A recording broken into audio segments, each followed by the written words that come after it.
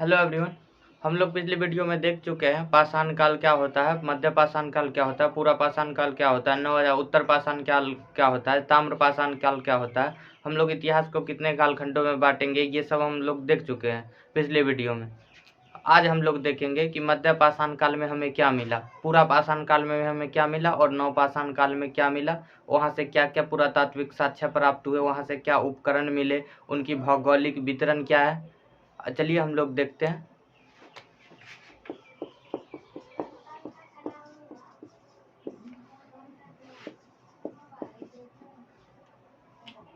पाषाण काल,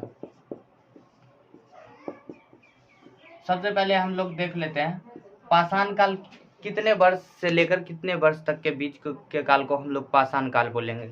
देखिए 5 लाख बीसी से लेकर और 1500 बीसी तक के काल को क्या बोलेंगे, पाषाण काल। ठीक है। अब ये बीसी क्या होता है, B for C for Christ, before Christ मतलब ईसा मसीह के जन्म से पहले के जो समय होते हैं उसको हम लोग बीसी बोलेंगे। ठीक है। और ईसा मसीह के बाद के जो काल होंगे उसको हम लोग एडी बोलेंगे, एना डोमिनी। मतलब ईसा पूर्व सुनते होंगे और ईसवी सुनते होंगे, तो हम लोग जो बीसी को क्या बोलेंगे, ईसा पूर्व मतलब ईसा मसीह के जन्म से पहले। और एडी मतलब एना डोमिनी मतलब ईसा मसीह के जन्म के बाद। तो पाषाण काल कितने कालों में, मतलब कितने वर्षों के कालों में के बीच आता है पाषाण काल। 5 लाख वर्ष से 5 लाख बीसी से लेकर और 1520 बीसी तक के काल को हम लोग क्या बोलेंगे, पाषाण काल। अब पाषाण काल के अंतर्गत कौन कौन से आते हैं हम लोग जानते ही हैं। पहले आता है पूरा पाषाण काल। पूरा पाषाण काल ये कितने बीसी से लेकर कितने बीसी तक के काल को पाषाण काल, पूरा पाषाण काल हम लोग बोलेंगे, तो 5 लाख। क्योंकि ये पूरा पाषाण काल का शुरुआती दौर था, पूरा पाषाण काल का शुरुआती दौर था पूरा पाषाण काल, तो 5 लाख से शुरू होगा। 5 लाख बीसी मतलब 5 लाख वर्ष ईसा पूर्व से लेकर कितना तक, 10,000 बीसी तक के काल को क्या बोलेंगे, पूरा पाषाण काल। मध्य पाषाण काल, मध्य पाषाण काल कितने से कितना तक के, 5 लाख से लेकर 10,000 तक आया तो पूरा पाषाण काल बोलेंगे। उसके बाद मध्य पाषाण काल फिर 10,000 से स्टार्ट होगा। 10,000 बीसी से 6,000 बीसी तक के काल को क्या बोलेंगे, मध्य पाषाण काल। और नव या उत्तर पाषाण काल, नव या उत्तर पाषाण काल,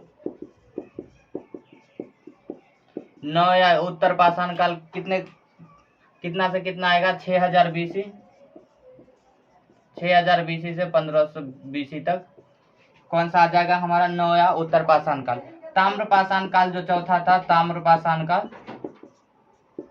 ताम्र पाषाण काल ये कहां से आएगा, ये 1920 बीसी से लेकर 1900 ईसा पूर्व से लेकर, और ये जो है ये माना जाता है ऐसा 1000 बीसी तक। ऐसे तो 1500 पाषाण काल 1500 तक होता है, लेकिन 1000 बीसी तक ये माना जाता है, क्योंकि सिंधु सभ्यता में भी ताम्र पाषाण काल के कारण जो औद्योगिकरण की विकसित रूप देखने को मिला है। देखिए क्या कि हर एक बुक में आपको हर एक तरह की तथ्य देखने को मिलेगा, क्योंकि ऐसा है कि सबका नजरिया, जितने भी लेखक राइटर जो है उनका नजरिया सबका अलग अलग होता है। ठीक है। जैसे सपोज डेट अगर तीन अंधे व्यक्ति अगर एक ही हाथी को टटोलेंगे, मतलब उस हाथी का अनुभव करेंगे, तो क्या होगा, एक अगर मान लीजिए पूंछ पकड़ लिया उसका हाथी का, तो वो बताएगा, वो अंधा व्यक्ति क्या कहेगा कि हाथी पतला है। अगर उसका कोई एक दूसरा व्यक्ति पीठ पकड़ लिया तो क्या बताएगा वो कि ये हाथी मोटा है। लेकिन अगर सुर पकड़ लिया तो क्या बताएगा कि ये हाथी लंबा है। तो इसी प्रकार क्या है कि बुक को वो किस नजरिए से देखता है, जो राइटर है वो किस नजरिए से देखता है, वो मार्क्सवादी है या फिर समाजवादी है, क्या है, वो अपने नजरिए से वो बुक लिखता है। तो इसलिए आप जितने बुक पढ़ेंगे सभी बुक में अलग अलग तथ्य आपको तथ्य देखने को मिलेंगे, उसका नजरिया अलग अलग रहता है। इसलिए तो आप लोग पूरा एक साथ उसको कंबाइन करके सभी बुक नहीं पढ़े, एक एक बुक पढ़े, या फिर बुक आपको तो वीडियो देख लेंगे तो बुक पढ़ने की कोई जरूरत नहीं है। ठीक ठीक है, किसी भी एग्जाम के लिए। हम लोग समझ लिए पाषाण काल कितने वर्ष से लेकर कितने वर्ष के बीच के काल को। अब देखिए, अब सोच रहे होंगे कि 5 लाख बीसी से 15 बीसी कैसे आ गया, ऊपर जाएगा नीचे क्यों आ रहा है। तो देखिए, हम लोग तो मैथ में पढ़े ही हुए हैं, जैसे 0 से शुरू होता है, 1 2 3, ऐसे नीचे से भी रहता है वो 1 2 3, ठीक है, ऊपर से भी रहता है 1 2 3। अब 5 लाख है यहाँ पर, मान लीजिए 5 लाख है, रेखा पर 5 लाख है, तो ऊपर से नीचे ही आएगा ना, नीचे आएगा और इधर जाएगा। तो फिर 5 लाख से अगर यहाँ पर 15 बीसी पुर जाता, 1500 बीसी पुर जाता, तो यहीं पे रास्ता तो यहीं से होके गुजरेगा, तभी तो वो 5 लाख के आगे जा पाएगा। ठीक है, तो हम लोग ये समझ लिए पाषाण काल कितने बीसी से लेकर कितने बीसी तक आता है। अब हम लोग समझते हैं कि पाषाण काल में क्या क्या हमें उपकरण मिले हैं, इसकी भौगोलिक वितरण क्या है, पूरा पाषाण काल में क्या मिला है, इसकी भौगोलिक वितरण क्या है, नव पाषाण काल, मध्य पाषाण काल, सभी के देखते हैं। ठीक है, अब हम लोग देखते हैं पूरा पाषाण काल में कौन सी वस्तु, कौन सी उपकरण किस जगह से मिली है। देखिए, पूरा पाषाण काल,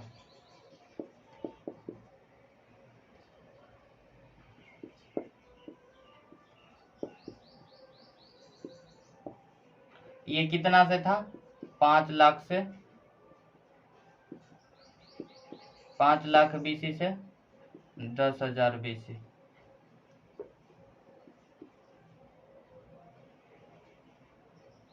10,000 बीसी,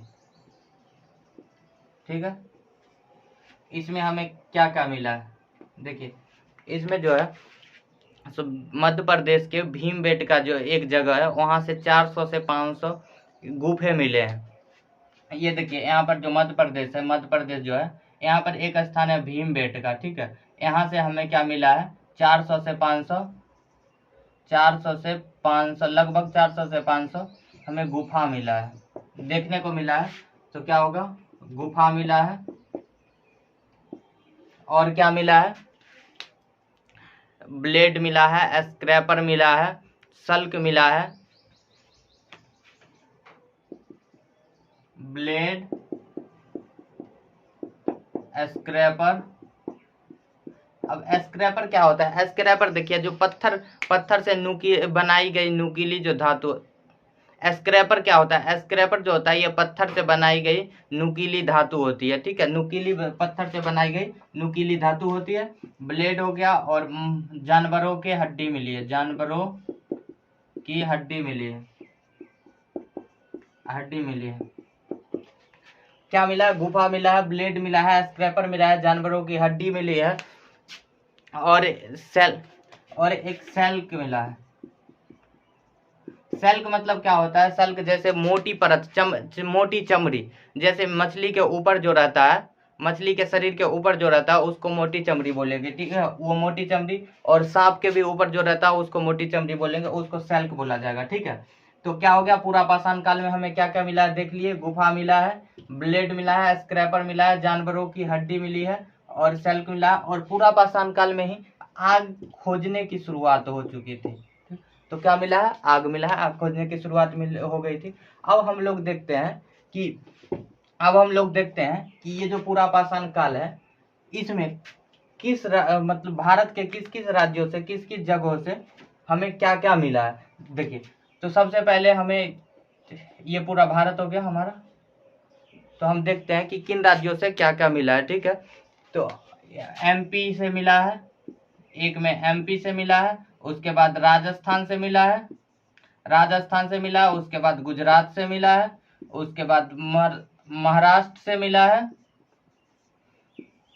उसके बाद कर्नाटक से मिला है, उसके बाद तमिलनाडु से मिला है, आंध्र प्रदेश से मिला है, और उड़ीसा से मिला है,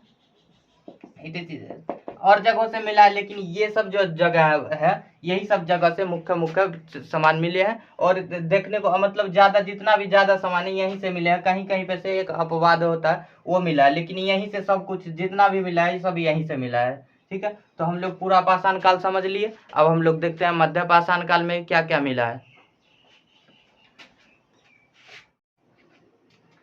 अब हम लोग देखते हैं मध्य पाषाण काल में कौन सी चीज कहाँ कहाँ से मिली है।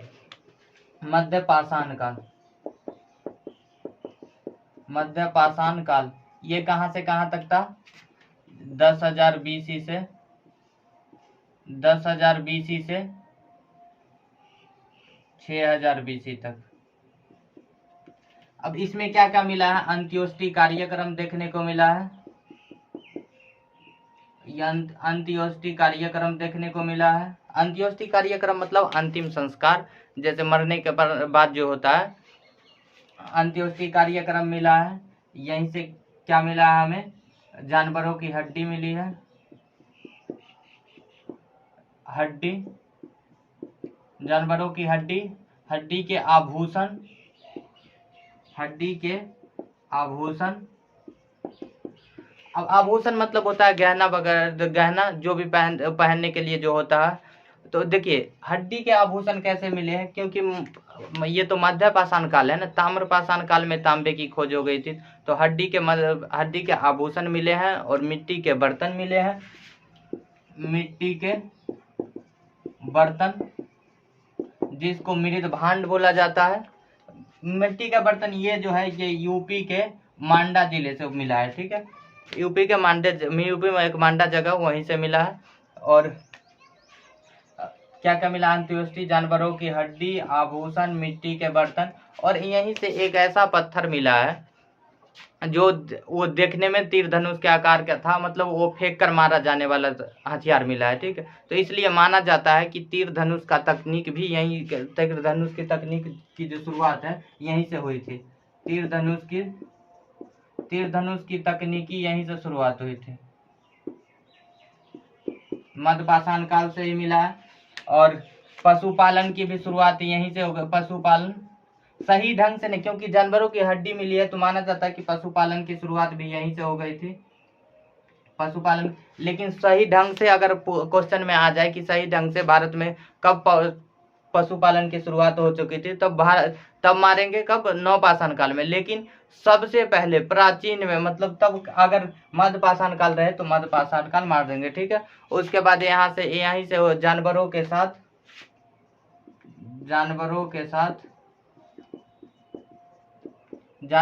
साथ मानव को भी दफनाने की प्रक्रिया यहीं से मिली है,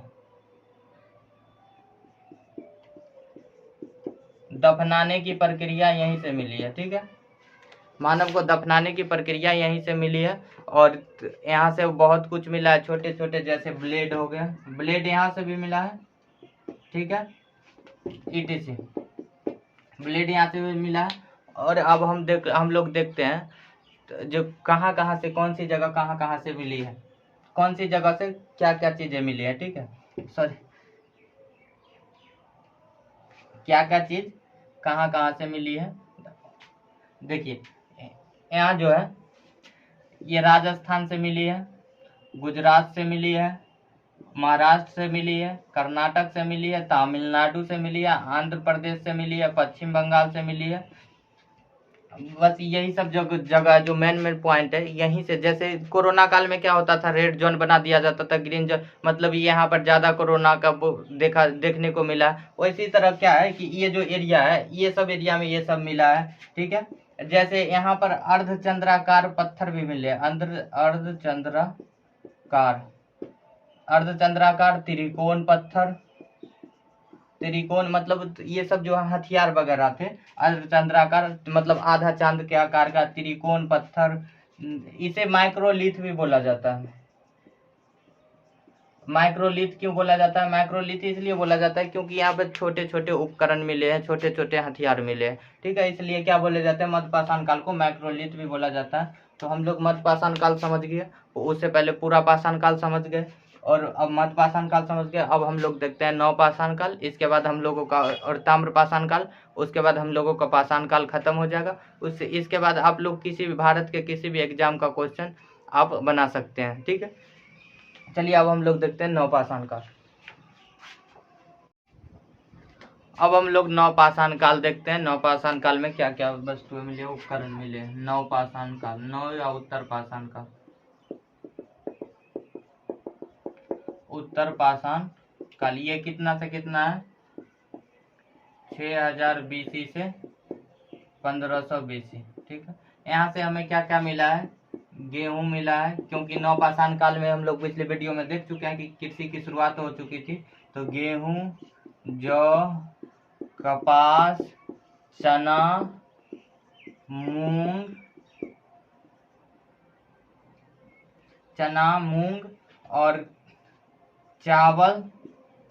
ये चावल जो है ये यूपी के कोल्हावा से मिला है चावल। और गेहूं कहाँ से मिला है, पाकिस्तान के अंदर बलूचिस्तान में जो मेहरगढ़ है वहीं से गेहूं मिला है, ठीक है, मेहरगढ़। इसे अगर सबसे प्राचीनतम पूछे, विश्व में प्राचीनतम, तो गेहूं सबसे पहले का ईरान में देखा गया था, ठीक है, लेकिन सही ढंग से मेहरगढ़ में ही गेहूं की खेती हुई है, सुलेमान और किरथर पहाड़ियों के बीच। किस पहाड़ी, सुलेमान और किरथर पहाड़ियों के बीच गेहूं, जौ, कपास, रागी को मरुआ भी बोला जाता है गांव की भाषा में, ठीक है। तो गेहूं, जौ, कपास, चना, मूंग, चावल, रागी, यही सब यहाँ से मिला है। और पहिया की खोज हो गई थी नवपाषाण काल में, तो पहिया भी यही मिला है, ठीक है। हम लोग देख लेते हैं अब कौन किस किस जगह से मिला है। तो ये भी मिला है, राजस्थान से मिला है, राजस्थान से मिला है, गुजरात से मिला, महाराष्ट्र से मिला, कर्नाटक से मिला, ये भी तमिलनाडु से मिला है, आंध्र प्रदेश से मिला है, पश्चिम बंगाल से मिला है और उड़ीसा से मिला है, ठीक। यही सब जगह से नवपाषाण या उत्तर पाषाण काल में भी मिला है। यही सब जो है गेहूं, जौ, कपास, चना, मूंग, चावल, रागी, पहिया और एक जम्मू कश्मीर का बुर्जहोम जगह है, वहां से गर्तावास मिला है। गर्तावास मतलब ठंड में क्या करते हैं, पृथ्वी के नीचे मतलब जमीन के नीचे गड्ढा खोद कर जो घर बना लेते हैं उसको गर्तावास बोला जाता है। जैसे देखते हैं कुत्ता क्या करता है कि जमीन के अंदर थोड़ा गड्ढा कर लेता है तब बैठता है। वो इसलिए बैठता है क्योंकि जब रात में ठंडी हवा चल रही होती है तो वो जब नीचे चला जाता है, थोड़ा 1 फीट नीचे चला जाता है, या फिर 10 मीटर, मान लीजिए 1 मीटर, 2 मीटर, 3 मीटर, मतलब जितना भी गड्ढा कर लेता है वो, ठीक है। अगर उसके अंदर वो बैठ जाता है तो हवा क्या है, ऊपर से साइड से होकर निकल जाती है। हवा क्या करती है, ऊपर से साइड से होकर निकल जाती है, लेकिन गड्ढा में नहीं जा पाती है, जिसके वजह से क्या होता है, जानवरों को ठंड नहीं लगती है। हम लोग देख लिए कहाँ से बुर्जहोम से क्या मिल रहा है, गर्तावास मिल रहा है। उसके बाद देखिए ये जो है इस नवपाषाण काल में ये बुर्जहोम से गर्तावास मिला था। ये सब राजस्थान, गुजरात, महाराष्ट्र, कर्नाटक, तमिलनाडु, आंध्र प्रदेश, यही सब से क्या मिला है, यही सब देखिए गेहूं जो मिला है ये 7000 वर्ष पूर्व मिला है, 7000 ईसा पूर्व। अब ये जो है 7000, लेकिन गेहूं इससे पहले भी अभी 2016 में पता चला है कि 8000 साल पहले से यूपी के लेहुरा देव में चावल की साक्ष्य मिला है। तो वो जो है अभी उसको मान्यता सही ढंग से नहीं मिला है, लेकिन अगर आपको क्वेश्चन में मिल जाता है लेहुरा देव, तो आप लेहुरा देव सबसे पहले प्राचीनतम, भारत में प्राचीनतम कृषि अगर पूछे तो आप लेहुरा देव ही मारिएगा, अगर ऑप्शन रहेगा तब। अगर नहीं रहता है तब कहाँ मारना है, मेहरगढ़, ठीक है। तो हम लोग ये समझ लिए नवपाषाण काल। ताम्रपाषाण काल को हम लोग सिंधु सभ्यता के साथ जोड़ के समझेंगे, क्योंकि ताम्रपाषाण काल के जो तांबे की जो खोज हुई थी उसका औद्योगिकरण का जो विकास हुआ था वो सिंधु सभ्यता में भी देखने को ज्यादा अक्सर मिला, इसलिए हम लोग सिंधु सभ्यता, हड़प्पा सभ्यता में क्या करेंगे, ताम्रपाषाण काल को जोड़ के पढ़ेंगे, ठीक है। तो ताम्रपाषाण काल को चिलकोलिथ भी बोला जाता है। तो हम लोग समझ लिए पाषाण काल किसको कहते हैं, पूरा पाषाण काल किसको कहते हैं, मध्य पाषाण काल किसको कहते हैं, और नव या उत्तर पाषाण काल किसको कहते हैं। ये इनसे कहाँ से कौन सी चीजें मिली है। तो इस तरह से हमारा क्या होता है, पाषाण काल खत्म होता है, ठीक है। तो कितना आसान लगा, लेकिन हिस्ट्री पढ़ने में बहुत आसान लगता है, लेकिन हिस्ट्री बनाने में जो है वो बहुत परिश्रम करना पड़ता है। एक कोटेशन है ना कि learning history is so easy but making history is so difficult. वही। तो चलिए हम लोग देखते हैं, पढ़ते रहिए, बेस्ट ऑफ लक। आज के लिए बस इतना ही, मिलते हैं अगले वीडियो में। जय हिंद।